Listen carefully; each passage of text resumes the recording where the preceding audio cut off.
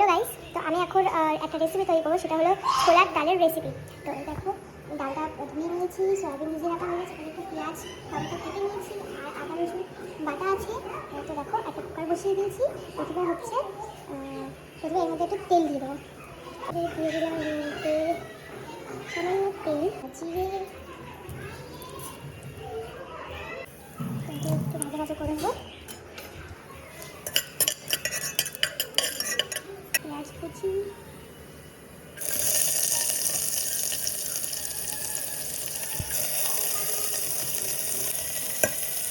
পেঁয়াজ কুচি দিয়েছি, দিলাম টেস্ট অনুযায়ী লবণ।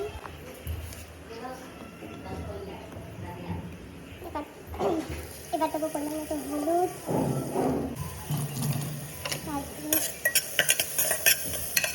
ভালো করে লাগানো যাবে।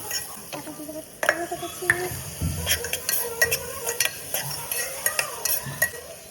ছুঁই দেবো, আদা দিয়ে বাটা, রসুন বাটা, ভালো করে মধ্যে একটু লঙ্কা গুঁড়ো দিয়েছি, তো সেটা পেঁয়াজটা সেদ্ধ হয়নি।